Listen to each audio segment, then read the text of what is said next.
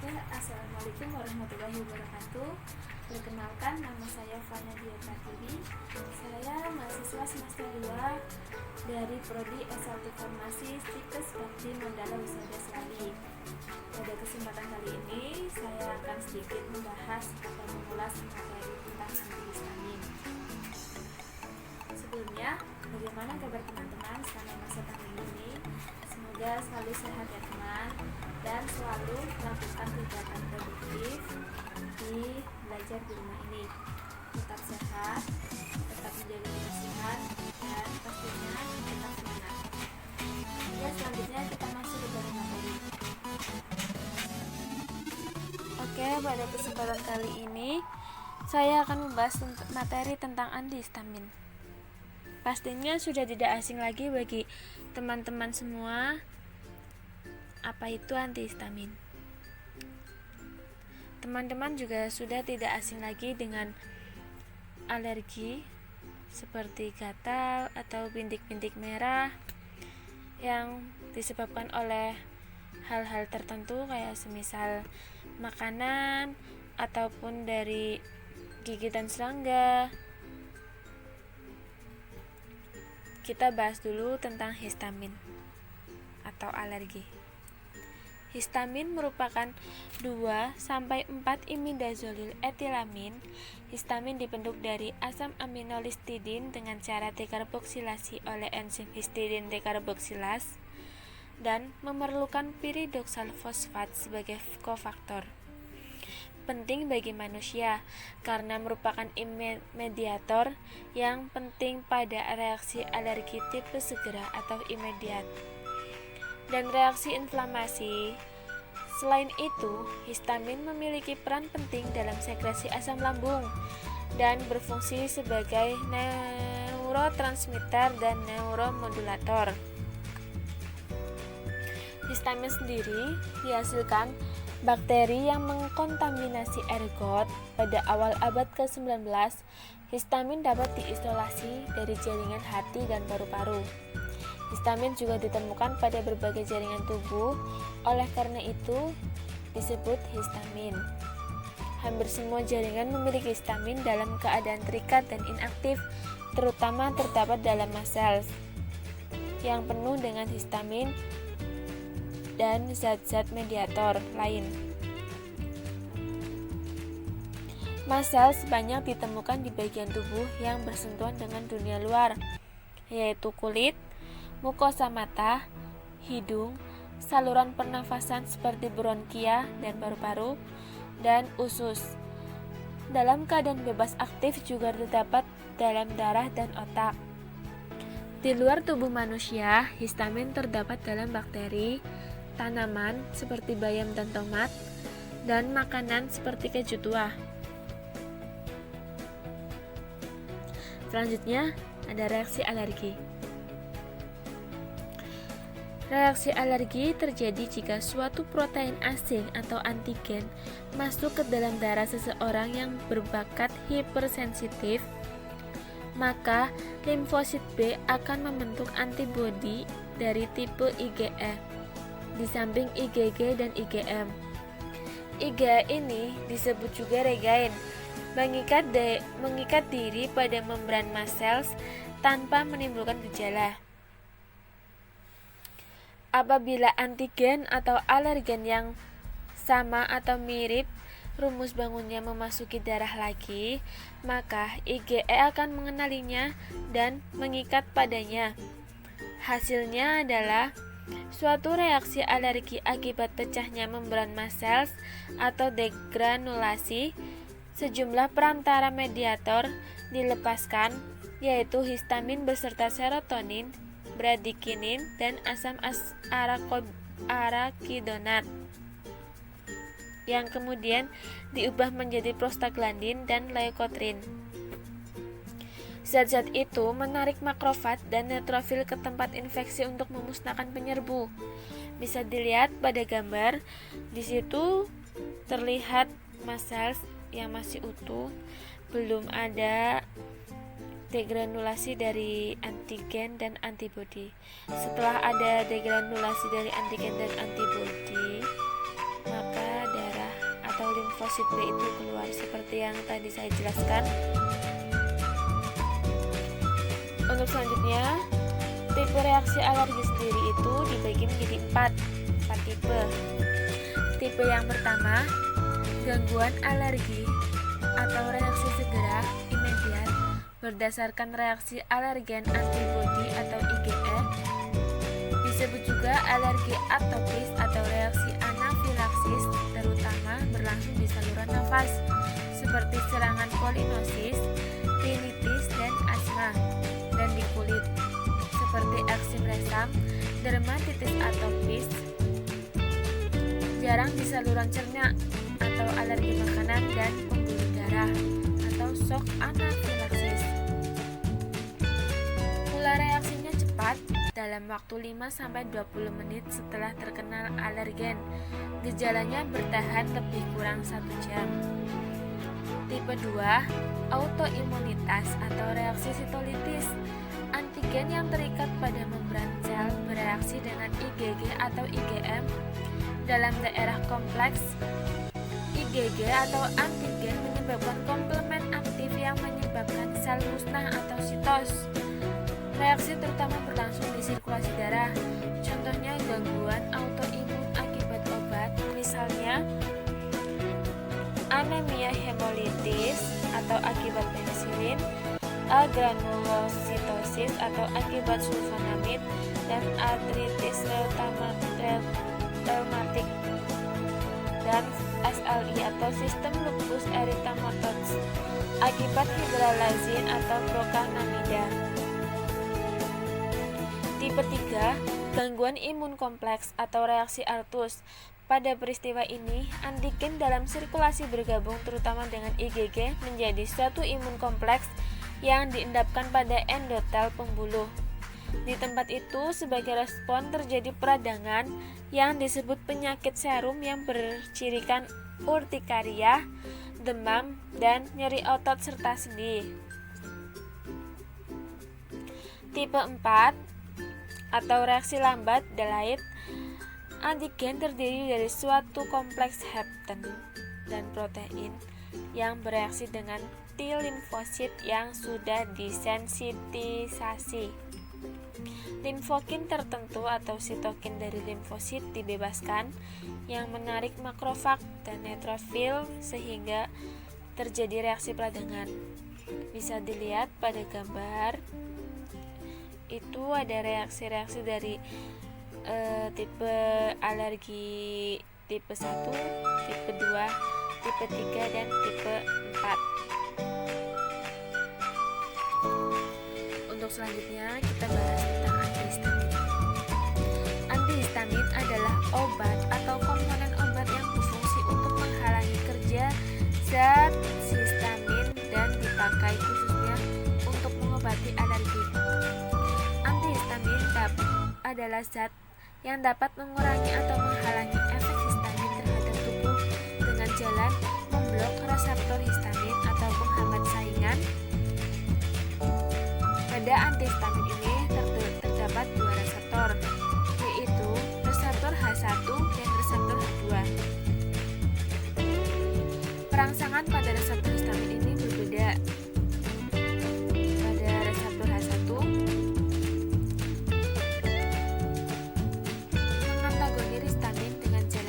reseptor H1 di otot licin dari dinding pembuluh, bronki dan saluran cerna, kandung kemih, dan rahim. Begitu pula melawan efek histamin di kapiler dan ujung saraf seperti gatal, flare, dan reaction. Efeknya adalah simptomatis. Antihistamin tidak dapat menghindarkan timbulnya reaksi alergi. Pada reseptor 2, berdasarkan itu, maka antihistamin dibagi menjadi 2 golongan, yaitu antagonis reseptor H1 atau H1 blockers atau antihistamin, dan antagonis reseptor H2 atau H2 blocker atau zat penghambat asam. Pada H1 blocker, antihistaminika klasik mengantagonis histamin dengan jalan blok reseptor H1 di otot licin, dinding pembuluh bronki, saluran cerna, kandung kemih, dan rahim. Begitu pula melawan efek histamin di kapiler ujung saraf atau gatal.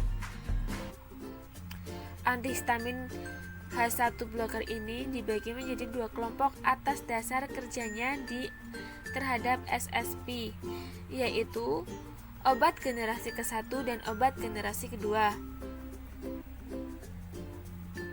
Pada obat generasi ke-1 yang berkhasiat sedatif terhadap SSP dan kebanyakan memiliki efek antikolinergis seperti promethazine, oxomemazine, triple-emanamin, chlorpheniramine, difenidramin, clemastine, ciproheptadin, azelastine, sinarizin, meklozin, hidrolizin, ketotifen, dan oxatomida. Pada obat generasi kedua ini bersifat hidrofil dan sukar mencapai CCS atau cairan cerebrospinal.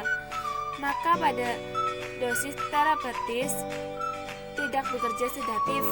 Plasmatis 1/2 lebih panjang sehingga dosisnya cukup 1-2 kali sehari. Efek anti-alerginya selain berdaya antihistamin juga berdaya menghambat sintesis mediator radang seperti prostaglandin, leukotrin, dan kinin. Contoh obat generasi kedua yaitu astanizol, terfenadin, fexofenadin, akrifastin, cetirizin, loratadin, levocabastin, dan emendastin. Selanjutnya ada H2 blocker atau penghambat asam. H2 blocker atau penghambat asam ini merupakan obat-obat yang secara selektif sekresi asam lambung yang meningkatkan akibat histamin dengan jalan persaingan terhadap reseptor H2 di lambung. Efeknya adalah berkurangnya hipersekresi asam klorida, juga mengurangi vasodilatasi dan tekanan darah menurun.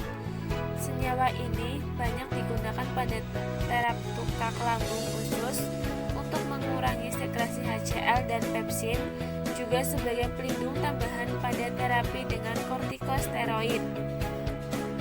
Selanjutnya ada mekanisme kerja dari antihistamin sendiri.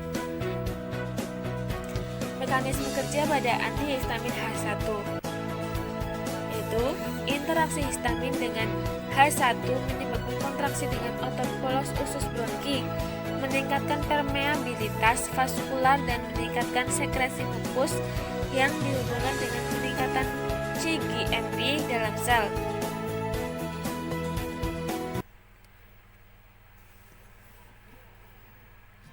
Interaksi reseptor H1 juga menyebabkan vasodilatasi arteri sehingga permeabel terhadap cairan dan plasma protein yang menyebabkan sembab, pruritik, dan dermatitis. Pada mekanisme kerja antihistamin H2, interaksinya yaitu histamin dengan reseptor H2 dapat meningkatkan sekresi asam lambung dan kecepatan kerja jantung. Peningkatan sekresi asam lambung dapat menyebabkan tukak lambung. Efek ini diblok oleh antagonis H2. Untuk selanjutnya ada penggunaan antihistamin.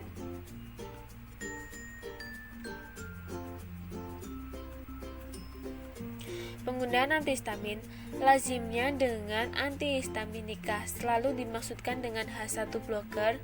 Selain bersifat antihistamin, obat-obat ini juga berkhasiat antikolinergis atau antiemetis, daya menekan SSP atau sedatif, antiserotonin, dan lokal anestetik. Pada contohnya nomor 1 seperti asma, yaitu mencegah degranulasi mast cells menggunakan ketotifen dan oxatomida. Yang kedua yaitu urtikaria, yaitu kerjanya antiserotonin dan sedatif plus anestetik lokal menggunakan obat alimemazin, asatadin, dan oxatomida. Yang ketiga, untuk stimulasi nafsu makan, antiserotonin, ciproheptadin, heptadin, mizotifen, astatadin, dan oxatomida. Merupakan efek samping yang dimanfaatkan. Selanjutnya, untuk sedatifun atau menekan SSP atau menekan perangsang batuk menggunakan promethazine dan difenidramin. Selanjutnya ada untuk anti Parkinson atau daya antikolinergis menggunakan difenidramin. Selanjutnya, mabuk jalan dan pusing atau efek antiemetik dan antikolinergik menggunakan obat siklizin, meklizin, dan dimenhidrinat.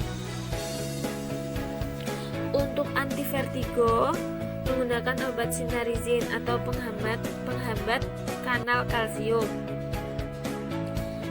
Selanjutnya untuk preparat kombinasi salesma menggunakan CTM atau chlorpheniramine maleate yang menyebabkan efek sampingnya itu mengantuk.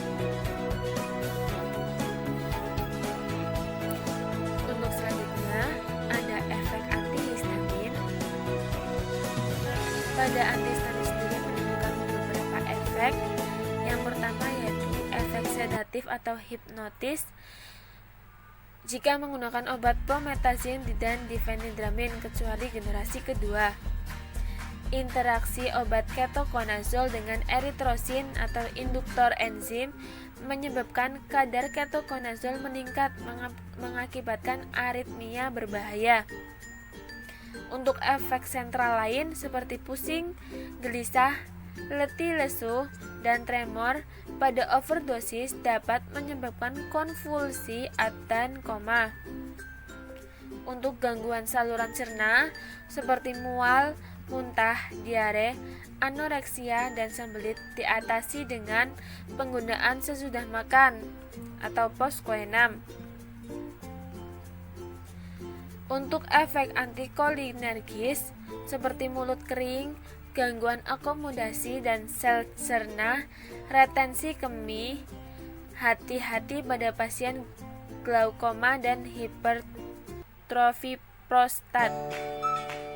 Untuk efek anti serotonin atau nafsu makan dan berat badan meningkat dikontraindikasikan dengan penderita obesitas. Untuk sensibilasi pada dosis tinggi menyebabkan penurunan daya stabilasi membran, memperlihatkan efek paradoksal atau sebaliknya berakibat merusak membran dan menjadi bersifat histamin liberator.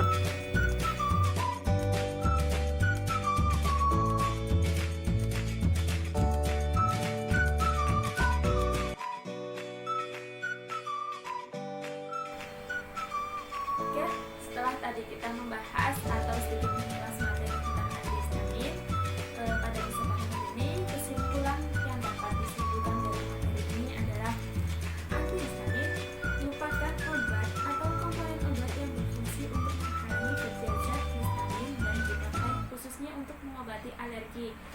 Antihistamin sendiri dibagi menjadi dua macam berdasarkan dari reseptornya, yaitu antihistamin pada reseptor H1 dan antihistamin pada reseptor H2.